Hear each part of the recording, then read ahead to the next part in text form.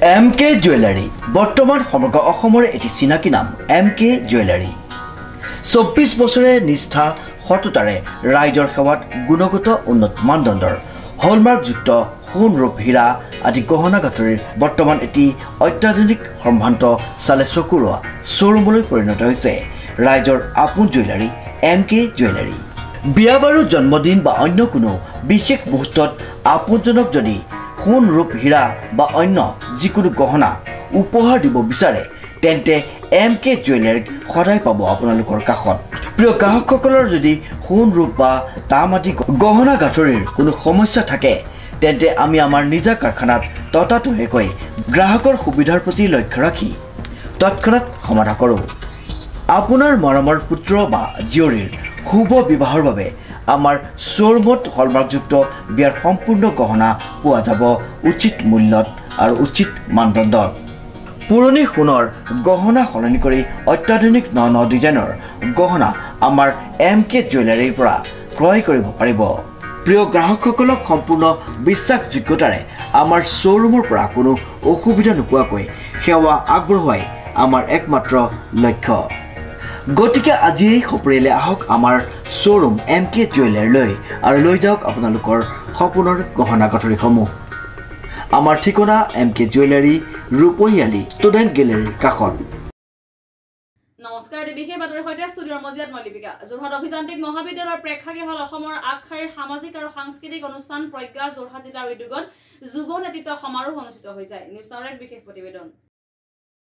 দেওবাৰে যোৰহাট অভিযান্ত্ৰিক মহাবিদ্যালয়ৰ প্ৰেক্ষাগৃহত অসমৰ আগশাৰীৰ সামাজিক আৰু সাংস্কৃতিক অনুষ্ঠান প্ৰজ্ঞা যোৰহাট জিলাৰ উদ্যোগত যুৱ নেতৃত্ব সমাৰোহ 2024 অতি আড়ম্বৰপূৰ্ণকৈ অনুষ্ঠিত হয়। যোৰহাট জিলাৰ প্ৰায় 550ৰো অধিক যুৱ ছাত্ৰ ছাত্ৰীৰ উপস্থিতিত বক্তৃতা প্ৰদান কৰে গুৱাহাটী বিশ্ববিদ্যালয়ৰ উপাচাৰ্য ডক্টৰ ননীগোপাল মহন্ত, বিশিষ্ট প্ৰকৃতিবিদ, লেখক তথা অসম গৌৰৱ 2024 সন্মানেৰে বিভূষিত সৌম্যদীপ দত্ত আৰু বিশিষ্ট গৱেষক আৰু লেখক ডক্টৰ প্ৰদীপ নেওগে। অনুষ্ঠানৰ আৰম্ভণিতেই ভাৰত মাতা আৰু বীৰ লাচিতৰ প্ৰতিচ্ছবিৰ সন্মুখত বন্তি প্ৰজ্বলন কৰে উপাচাৰ্য ডক্টৰ ননীগোপাল মহন্ত, সৌম্যদীপ দত্ত আৰু সুদৰ্শন ঠাকুৰ ডাঙৰীয়াই। জ্যোতি চিত্তবন গুৱাহাটীৰ অধ্যক্ষ তথা বিশিষ্ট শিল্পী বিদ্যাসাগৰ ডাঙৰীয়াৰ বৰগীতেৰে আৰম্ভ হোৱা অনুষ্ঠানটিৰ প্ৰাৰম্ভিক বক্তব্য প্ৰদান কৰে শংকৰদেৱ কলাক্ষেত্ৰৰ সচিব সুদৰ্শন ঠাকুৰ ডাঙৰীয়াই। আজি অনুষ্ঠানত উপস্থিত থাকি অনুষ্ঠানৰ সৌষ্ঠৱ বৃদ্ধি কৰে বিশিষ্ট অভিনেতা তথা প্ৰজ্ঞাৰ যোৰহাট জিলাৰ প্ৰভাৰী ভাগৱত প্ৰীতম দত্ত আৰু বিশিষ্ট অভিনেতা মন্মথ বৰুৱা ডাঙৰীয়াই। অনুষ্ঠানত এটি দেশপ্ৰেমমূলক নৃত্য পৰিৱেশন কৰে আচিনা প্ৰীতম বৰাই। সমগ্ৰ অনুষ্ঠানটি পৰিচালনা কৰে বিশিষ্ট অভিনেতা তথা অসম চলচ্চিত্ৰ বিত্ত আৰু উন্নয়ন নিগমৰ পৰিসীমিতৰ উপাধ্যক্ষ ডাক্তৰ আলেখ্য বৰুৱাই। শলাগৰ শৰাই আগবঢ়াই প্ৰজ্ঞাৰ যোৰহাট জিলাৰ সভাপতি শ্ৰী দীপক নাথে। কৃষিৰ ক্ষেত্ৰত বিভিন্ন ধৰণৰ ক্ষেত্ৰ আছে। কৃষি ক্ষেত্ৰ হ'ব পাৰে, স্পৰ্টছত হ'ব পাৰে, সাংস্কৃতিকভাৱে হ'ব পাৰে, পলিটিকেলিও হ'ব পাৰে, আধ্যাত্মিকভাৱেও হ'ব পাৰে। আচলতে নেতৃত্ব বুলি ক'লে আমাৰ নিজৰ পৰিয়ালৰ পৰা প্ৰথম আৰম্ভ হয়। আমাৰ যেতিয়া এটা পৰিয়ালত এজন ব্যক্তিয়ে সুন্দৰভাৱে যদি নেতৃত্বৰে পৰিয়ালৰ প্ৰত্যেকজনক লৈ যাব পাৰে, প্ৰত্যেকজনক একজন মানুহ হিচাপে আমাৰ সমাজত গঢ়ি তুলিব পাৰে। গতিকে ব্যক্তি নিৰ্মাণৰ যিটো প্ৰক্ৰিয়া সেইটোৱে আমাৰ বৰ্তমানৰ সমাজখনৰ কাৰণে আটাইতকৈ জৰুৰী।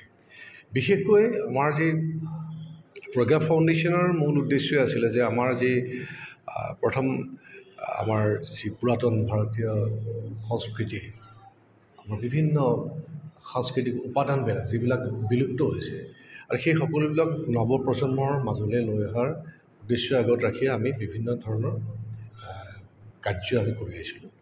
ইয়াৰ লগত সংগতি ৰাখি আমি যুৱ নেতৃত্বৰ যিটো সমাৰোহৰ আয়োজন কৰিছিলোঁ যে যাতে যিসকল উঠি অহা প্ৰজন্ম যাতে নিজৰ নিজৰ ক্ষেত্ৰত একোজন প্ৰথমতে ব্যক্তি নিৰ্মাণ হ'ব লাগিব। নেতা আৰু নেতৃত্ব আৰু নেতা এটা মুদ্ৰাৰ এপিঠি সিপিঠি।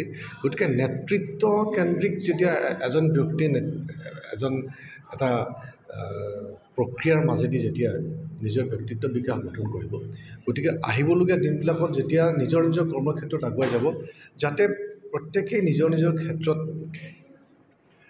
নিজকে ভাল নেতৃত্ব হিচাপে যোগ্যৱান হিচাপে গঢ়ি তুলিব পাৰে। তাৰ লগত সংগতি ৰাখি আমি যাতে তেওঁলোকক মটিভেশ্যনৰ কাৰণে বিভিন্ন ধৰণৰ ব্যক্তিসকলৰ লগত আদান প্ৰদান কৰিবৰ কাৰণে আমি বিশিষ্ট ব্যক্তিসকলক প্ৰত্যেক বছৰে আমি আমন্ত্ৰণ কৰি আনো আৰু আমাৰ গুৱাহাটীত কেন্দ্ৰীয়ভাৱে উদযাপন হৈছিল। এইবাৰ আমাৰ বাবে সৌভাগ্যৰ কথা প্ৰথমবাৰৰ বাবে আমি আজিৰ দিনটোতে বিশেষকৈ ডিব্ৰুগড় জিলা আৰু যোৰহাট জিলাত আমি আৰম্ভ কৰিছোঁ। মোৰ লগত উপস্থিত আছে আমাৰ দীপক নাথ ডাঙৰীয়া, যোৰহাটৰ সভাপতি, আৰু আশীষ শইকীয়া আছে, তেওঁ সাধাৰণ সম্পাদক হিচাপে, আৰু মই প্ৰভাৰী হিচাপে আছোঁ যোৰহাটৰ মাজুলী। গতিকে আমাৰ বাবে অতি সৌভাগ্যৰ কথা যে আমি ডিষ্ট্ৰিক্ট ৱাইজ সেইকাৰণে আহিছোঁ যে জিলা পৰ্যায়ত আজি গুৱাহাটীত যদি আমি চেণ্ট্ৰেলি কৰোঁ, তাৰমানে চহৰৰ পৰা গোটেইখিনি যোৱাটো সম্ভৱ নহ'ব পাৰে। গতিকে আজি আমাৰ বাবে অতি সৌভাগ্যৰ কথা যে 500ৰো অধিক ছাত্ৰ ছাত্ৰী যোৰহাট জিলাৰ বিভিন্ন বিদ্যালয় বিভিন্ন মহাবিদ্যালয়ৰ পৰা তেখেতসকলে আহি আমাৰ আজি অনুষ্ঠান সাফল্যমণ্ডিত কৰাৰ ক্ষেত্ৰত তেখেতসকলৰ যি অৱদান আগবঢ়ালে আমি তেখেতসকলকো ধন্যবাদ জ্ঞাপন কৰিছোঁ। আৰু অনাগত দিনবিলাকত, আহিবলগীয়া দিনবিলাকত যাতে আমাৰ এই যুৱকসকলৰ পৰা, প্ৰত্যেকখন জিলাৰ পৰাই আমাৰ যুৱক যুৱতীসকলক যাতে আমাৰ আহিবলগীয়া সমাজখনৰ কাৰণে, আহিবলগীয়া ভৱিষ্যতটোৰ কাৰণে সমাজখনক এটা সঠিক দিশত, ইতিবাচক দিশত লৈ যাবৰ কাৰণে যাতে তেওঁলোকে নিজকে সক্ষম কৰিব পাৰে, তাৰ বাবে আমি পদক্ষেপ হাতত লৈছোঁ। আকৌ অহা বছৰো ইয়াতে আৰম্ভ হ'ব। প্ৰত্যেক বছৰ আমি প্ৰতিখন জিলালৈকে আমাৰ অনুষ্ঠানটো হৈছে। যিহেতু ঐতিহাসিক আজি এক বহল নেতৃত্বৰে যুৱকসকলক আগুৱাই নিয়াৰ চেষ্টা কৰিছে। ইতিমধ্যে আমাৰ যোৰহাট জিলাৰ প্ৰভাৰী ডাঙৰীয়া ভগত প্ৰীতম দত্তই কৈছে যে নেতৃত্ব মানে অকল এনে নহয় যে নেতা হ'লে নেতৃত্ব এটা মুদ্ৰাৰ ইপিঠি সিপিঠি। নেতৃত্ব আমি প্ৰত্যেকটো ক্ষেত্ৰতে বহন কৰিব লাগে। আমাৰ যদি গাঁও অঞ্চলত এখন সভা ভাওনা হয়, তাতো এজন নেতৃত্ব লাগে। আমাৰ যদি এখন খেল হয়, তাতো এজন নেতৃত্ব লাগে। বা এখন ঘৰৰ এখন বিয়াও যাতে পাতে, তাতো এজনৰ নেতৃত্ব থাকে।